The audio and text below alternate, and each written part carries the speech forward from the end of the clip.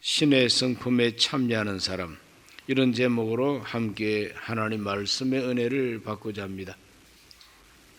올해 우리 교회 표대 제1호, 바로 그것은 자기 건축입니다.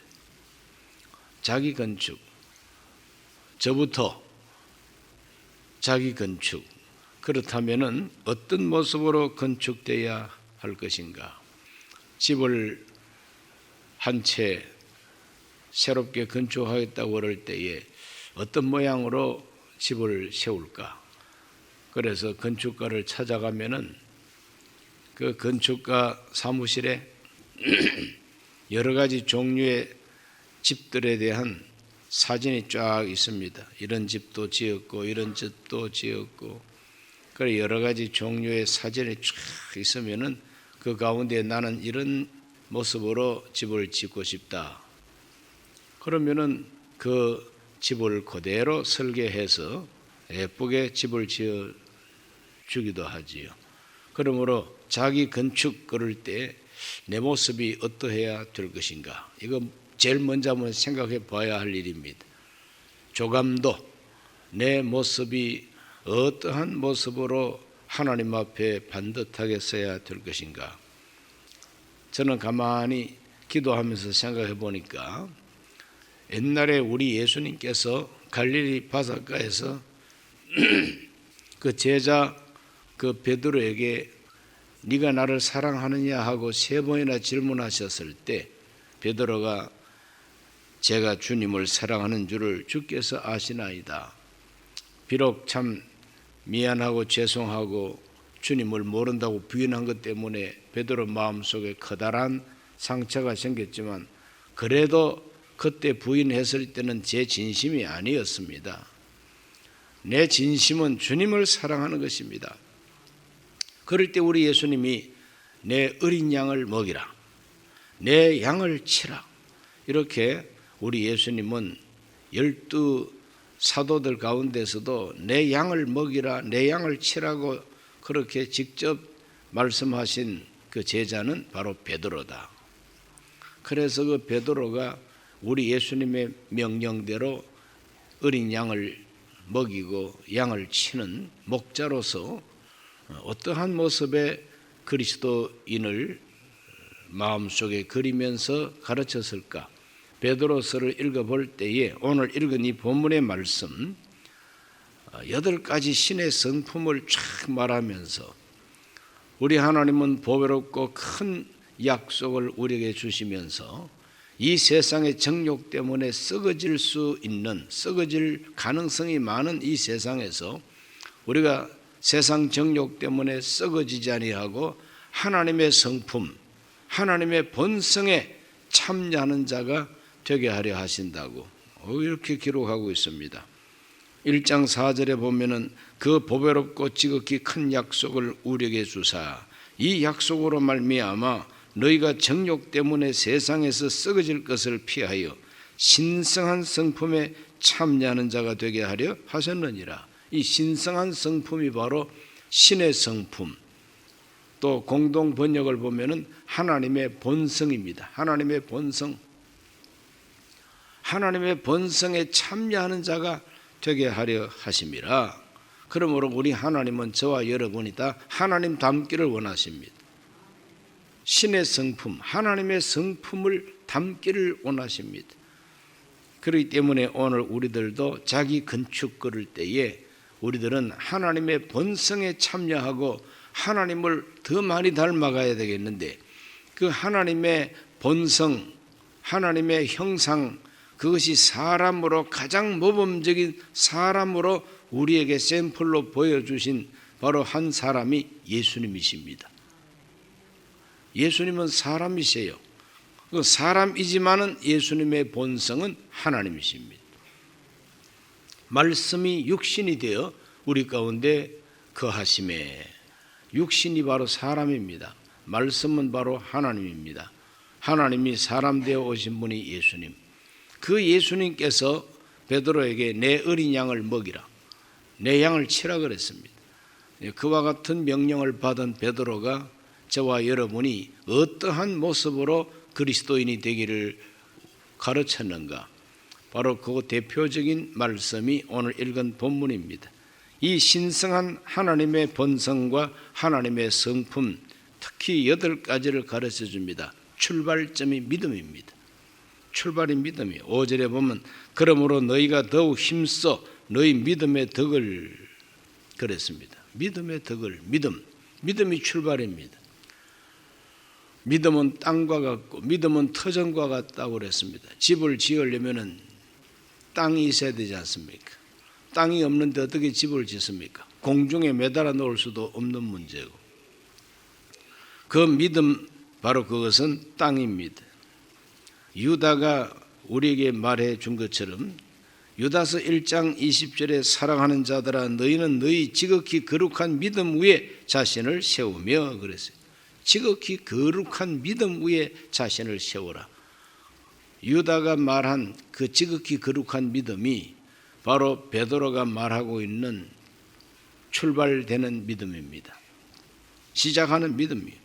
베드로후서 1장 1절도 보면 예수 그리스도의 종이며 사도인 시몬 베드로는 우리 하나님과 구주 예수 그리스도의 의를 힘입어 동일하게 보배로운 믿음을 우리와 함께 받은 자들에게 편지하노니 그랬어요.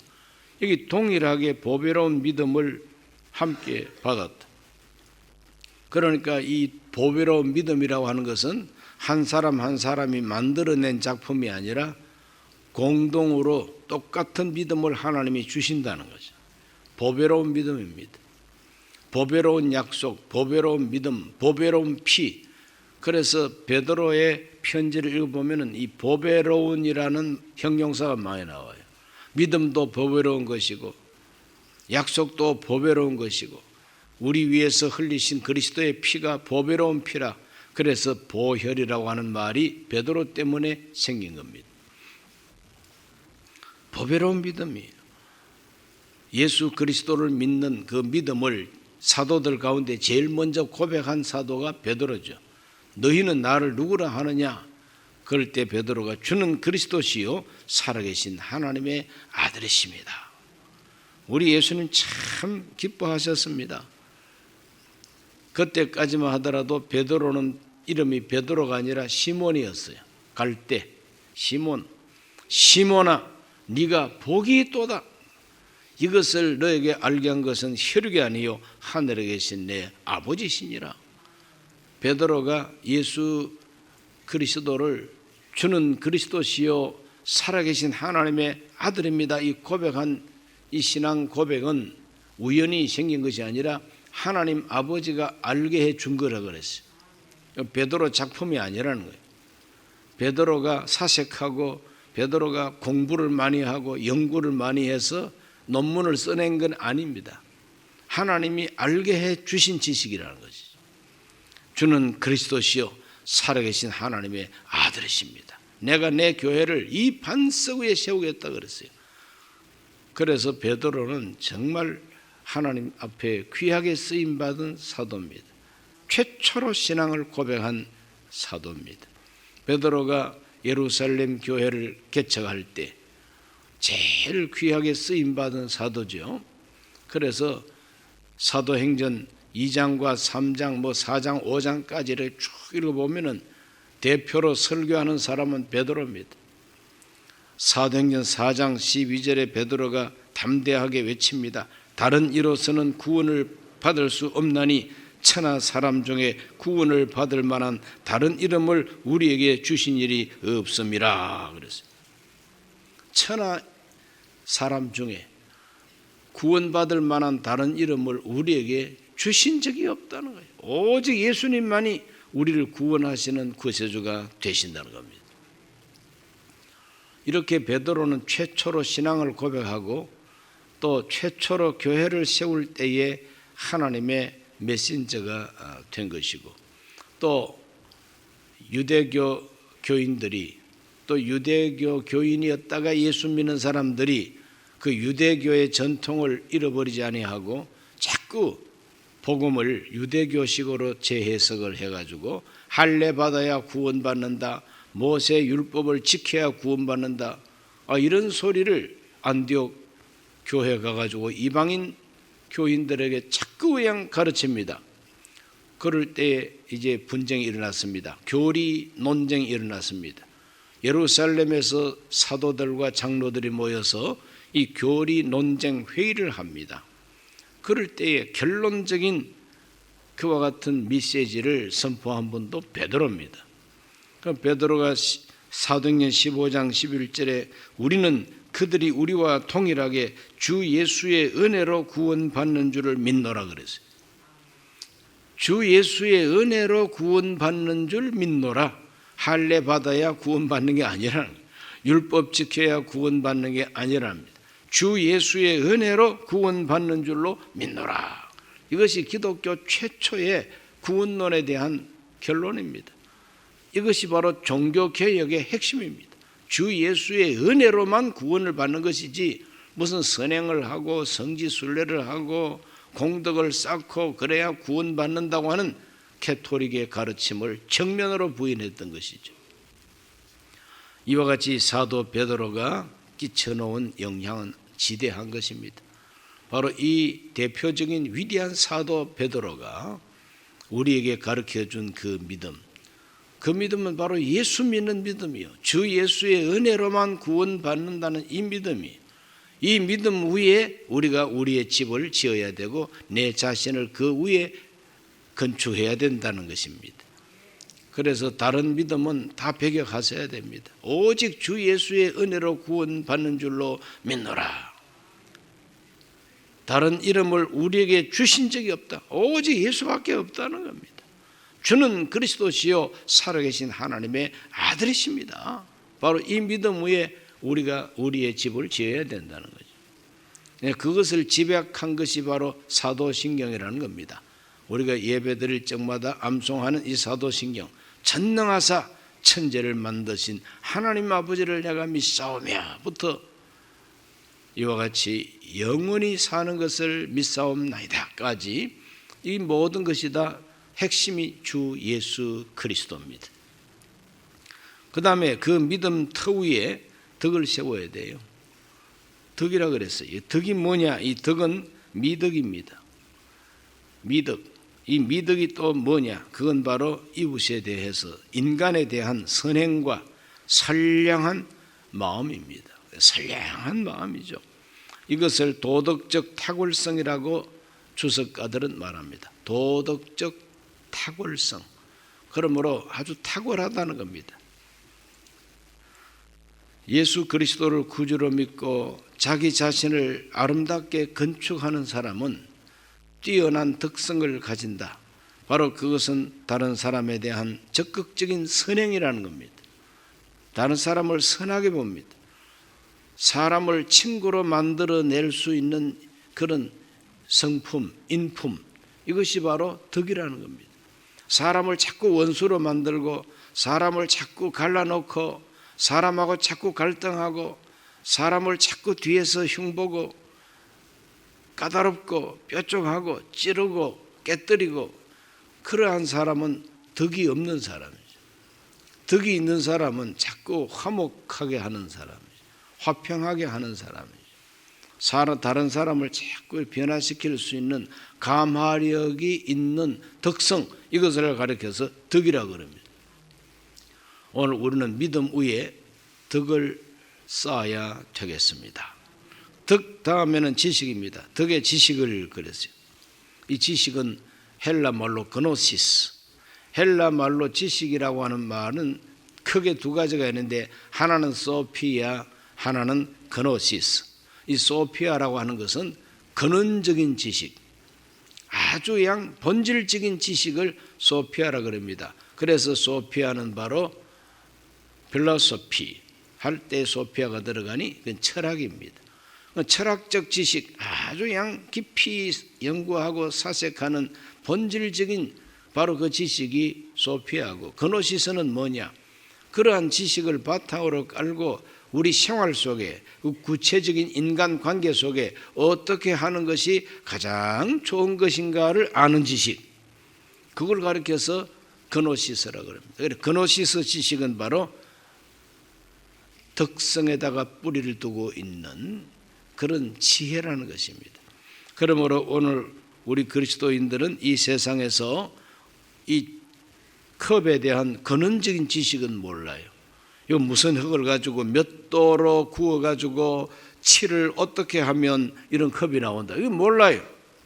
그러나 이 컵을 어떻게 사용해야 가장 좋은 것인가는 압니다. 강대상에 물 떠올리는 컵 좋아요. 그러나 이게 룸살롱 해가지고 소주 따라 먹거나 양주 따라 먹는 그런 잔으로 쓰겠다고 하는 것은 그거는 좋은 그노시스가 아니다. 활용하는 지식, 결국 합력해서 선을 이루는 지식, 바로 이것이 그노시스라. 하나님의 성품은 바로 그것이라는 거지. 오늘 우리 모두는 믿음 위에 덕을, 덕 위에 이런 지식을 가지고 실제적인 생활 속 지혜가 바로 하나님의 성품이다. 네 번째로는 그 지식 위에 절제를 그랬어요. 절제가 뭐냐? 자제력, 셀프 컨트롤, 자기 자신을 조정하고 자기 자신을 잘 조정해서 남에게 덕을 끼치고 본인한테도 상처가 안 되게 하는 절제. 자, 우리가 자동차를 운전하고 갑니다. 아무리 좋은 자동차를 우리가 운전하더라도 브레이크가 없는 자동차는 좋은 자동차가 아니에요. 가기만 하면 됩니까? 가다가 서야 할 때는 서야 되잖아요. 속도를 조절하기를 위해서 가다가 브레이크를 살짝 밟을 때는 살짝 밟아야 되고, 갑자기 애가 뛰어들어온다 그러면 그 브레이크를 밟아가지고 내가 막 앞으로 박치기를 할지라도 사람 살려야 되잖아요. 그래서 이 브레이크 역할을 하는 것이 바로 절제라는 것이죠.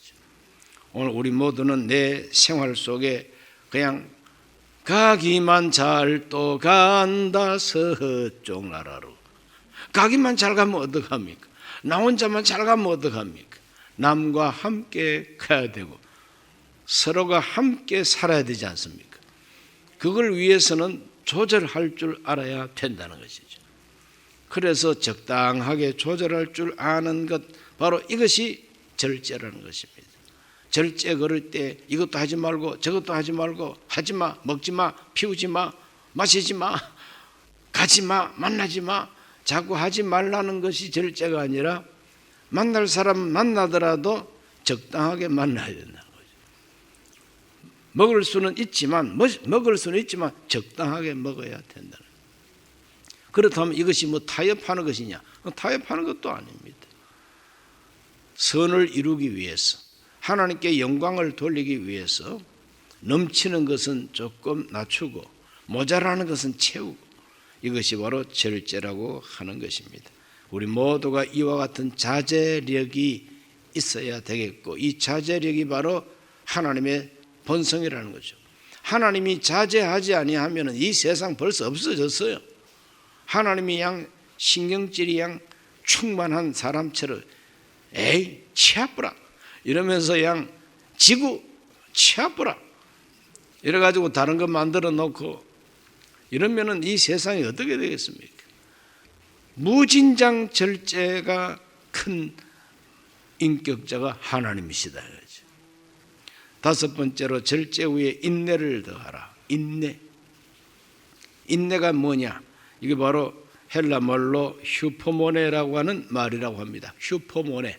이 휴포모네라고 하는 바로 이 덕성은, 인내하는 덕성은 요한 크리스토스톰이라고 하는 위대한 설교가가 바로 미덕의 여왕이라고 극찬했던 바로 그 덕성이 인내라는 것입니다. 인내, 기둥처럼 버티는 힘, 오래 참는 힘, 아가페 사랑. 고린도전서 13장의 아가페 사랑의 출발점이 뭐냐? 사랑은 오래 참고, 마지막은 뭐냐? 모든 것을 견디느니라. 그래서 이 아가페 사랑의 가장 두드러진 특징이 바로 인내라는 것입니다. 오래 참는 것. 히브리서 12장 2절 말씀에 우리 예수님의 인내가 나옵니다. 믿음의 주요 또 온전하게 하시는 이인 예수를 바라보자. 그는 그 앞에 있는 기쁨을 위하여 십자가를 참으사 부끄러움을 개의치 아니하시더니 하나님 보좌 우편에 앉으셨느니라. 우리 예수님은 십자가를 참으셨다 그랬어요. 십자가를 참으신 예수님, 그것이 인내라는 것입니다. 왜 참았느냐? 힘이 없어서 참았느냐? 우리 예수님이 십자가에서 힘이 없고 연약해서 못 박혀서 죽으셔야 했는가? 그거 아니죠. 그 십자가를 치워버리고 모든 사람을 다 심판할 수 있는 능력이 있습니다. 12군단 되는 천사들을 불러서 멸망시킬 수 있다고 예수님 말씀했어요. 그러나 이렇게 돼야 하는 것이 하나님의 뜻이다. 그래서 하나님의 뜻이라면 내가 죽기까지 복종하겠다는 것이 예수님 마음이다. 십자가를 참으신 예수님, 바로 그 참는 것이 인내라는 것입니다. 능력이 있고 힘이 있고 아무리 강해도 참아내는 힘, 이것을 인내라 그럽니다. 이거 뭐 한 주먹거리도 안 되지만 주먹이 운다 하는 말 들어보셨죠? 그래도 참아요. 왜 참느냐? 하나님의 영광을 위해서, 교회의 평화를 위해서, 저 사람의 자존심을 위해서 내가 참아주는 거지. 다 알면서도 모른 척 해주고 그걸 막 깨부실 수가 있지만은 가만히 두고, 이것이 바로 인내라는 것입니다. 오늘 우리 모두는 이 인내하시는 하나님께서 우리를 향해서 오래 참으시는 그 하나님의 인내를 없이 여기지 말라 그랬어요. 베드로가. 하나님께서는 오래오래 참으신다. 더 많은 사람이, 모든 사람이 구원에 이르기 위하여 하나님은 오래 참으신다 그랬어요. 그러나 오래 참으시긴 하지만 영원히 참으시지는 아니하고 하나님이 정한 때가 되면은 불로 심판한다 그랬어요. 그때는 모든 것이 다 불타 없어진다고 베드로가 말하고 있죠.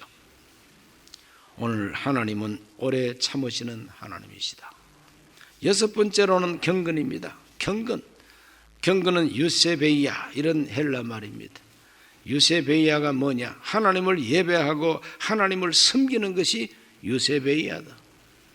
그래서 경건 그러면 제일 먼저 떠올려야 되는 게 하나님을 두려워하고 하나님을 경외하고, 그래서 그 하나님을 받들어 섬기는, 내가 안 섬기면은 정말 참 내 머리를 깨부실 것이다 하는 두려움과 공포 때문에 벌벌 떨면서 섬기는 것이 아니라, 하나님이 너무 좋으니까, 하나님이 너무 거룩하시니까, 하나님은 하나님이시니까 섬기는, 바로 이와 같은 것을 경건이라 그럽니다.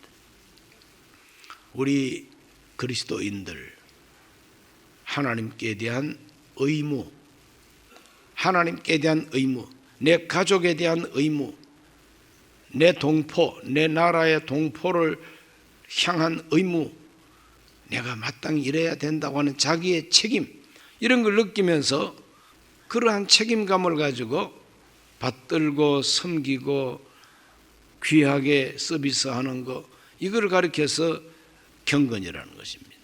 그러니까 경건한 사람은 하나님을 항상 생각하는 사람이죠. 그래서 항상 하나님 보시기에 내가 어떠할까, 하나님이 어떻게 생각할까, 이걸 가지고 내가 하나님 앞에서 마땅히 감당해야 할 책임을 느끼고 사명감을 느끼고, 그래서 그 사명에 충실한 이 태도를 경건이라고 한답니다. 그러므로 우리 모두가 다 경건함이 바로 신의 성품이라는 걸 알아야 되겠습니다. 일곱 번째, 형제우애입니다. 형제우애라고 하는 것은 필라델피아, 바로 우정이죠. 우정, 친구의 우정입니다. 이 형제우애는 바로 같은 믿는 사람, 교우들, 함께 믿는 사람들에 대한 사랑입니다. 함께 믿는 사람들은 가족의식을 가지고 있는 것이죠. 형제, 자매. 그러므로 함께 믿는 교우들에 대한 사랑이 바로 형제우애입니다. 마지막으로 사랑입니다. 이 마지막 여덟 번째 사랑은 아가페입니다. 이 아가페는 내 형제이기 때문에, 내 가족이기 때문에가 아니라 누구든지 모든 사람을 향한 사랑, 그럼에도 불구하고 하는 사랑, 그럼에도 불구하고 하는 객관적이고 의지적인 사랑, 이것이 바로 아가페입니다. 만민에 대한 사랑입니다. 이 여덟 가지 성품의 특성이 온전한 그리스도인의 성품이라는 것입니다. 제1사도가 가르쳐준 우리 그리스도인의 자화상 8가지 성품을 갖춘 사람, 이게 바로 하나님의 본성이요 신의 성품이라. 그러므로 신의 성품에 참여하는 자가 되기를 하나님이 원하신다는 겁니다. 이 신의 성품에 참여하는 자가 되기 위해서 너 혼자 힘쓰라, 너 혼자 힘쓰라, 쇠가 빠지게 한번 해봐, 그것이 아니라 보배로운 약속을 우리에게 주셨다는 거죠. 그 보배로운 약속이 무엇이냐? 성령으로 충만하게 해주겠다고 하는 하나님의 약속이요, 우리의 미래에 대해서는 새 하늘과 새 땅을 예배하고 계신다고 하는 소망, 미래에 대한 약속이에요. 내가 다 너희들을 위해서 약속을 마련했다.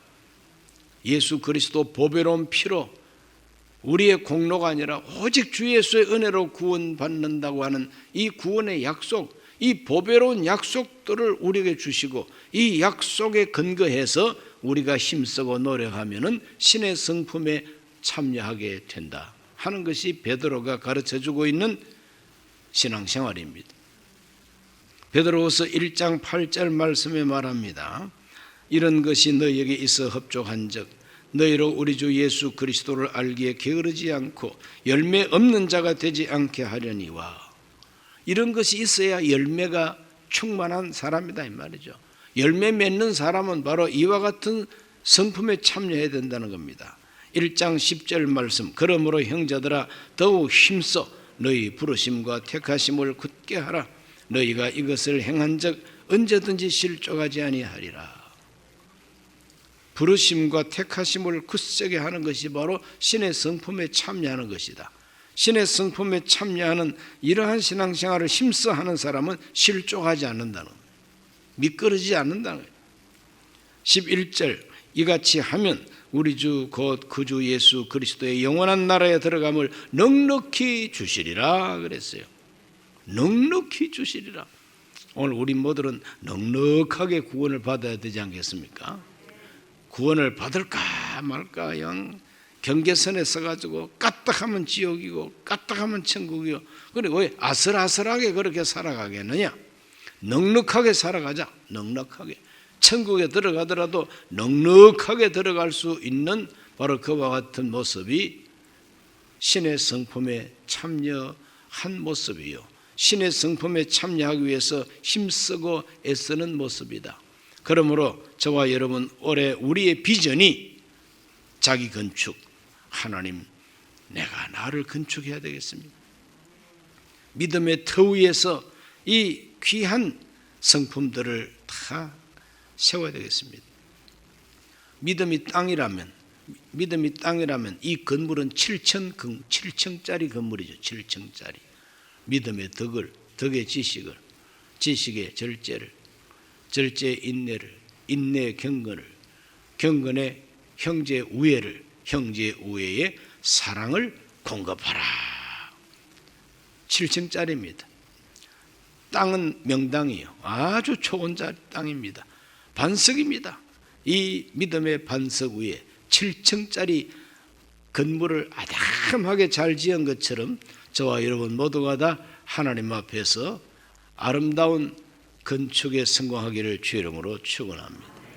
존귀하신 하나님, 오늘 이 귀한 새벽에도 하나님 앞에 나와 신의 성품에 참여하는 자가 우리의 표대라고 하는 것을 생각했습니다. 우리가 무엇을 바라보고 신앙생활을 해야 되겠습니까? 이와 같이 아름다운 7층짜리 건물을 바라보듯이 자기 자신의 자화상을 바라보면서 힘쓰고 애쓰게 하여 주옵소서. 예수님 이름으로 기도하옵나이다. 아멘.